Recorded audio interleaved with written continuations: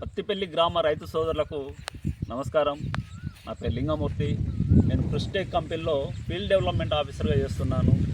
దానిలో భాగంగా పత్తిపల్లి విలేజ్లో మామిడాల మహేందర్ రెడ్డి అని రైతుకు నేను సన్వర్ధన్ అనే ఆర్గానిక్ ప్రోడక్ట్ని ఒక నర్సరీకి డెమోగా ఇవ్వడం జరిగింది. దానిలో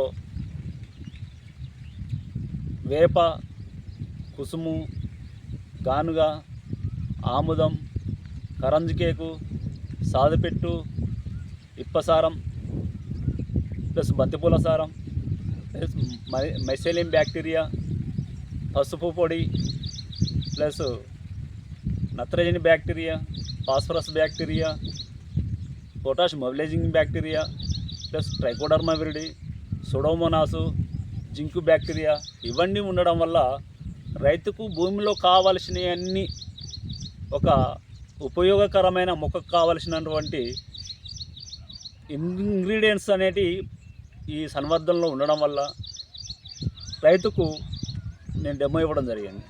ఆ రైతు మాటల్లో తెలుసుకోవడానికి ఈరోజు పత్తిపల్లి విలేజ్కి రావడం జరిగింది.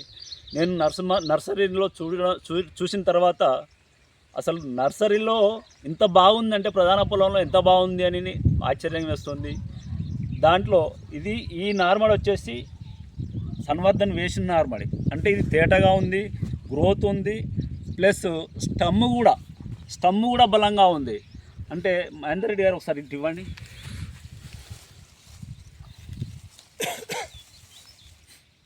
నీట్గా ఉన్నది కాడ ఇటు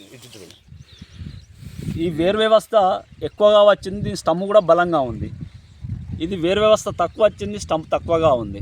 అంటే సన్వర్ధన్ ఇంత ఉపయోగకరంగా ఉంది అని ఒక రైతు మాటల్లో కూడా తెలుసుకోవడం జరిగింది, రైతు చెప్పడం జరిగింది. అందులో ఈ వేయని నార్మడిలో పండగ తెగుళ్ళు, మచ్చ తెగుళ్ళు చాలా విపరీతంగా వచ్చి అసలు అనారోగ్యకరంగా ఉంది నార్మడి.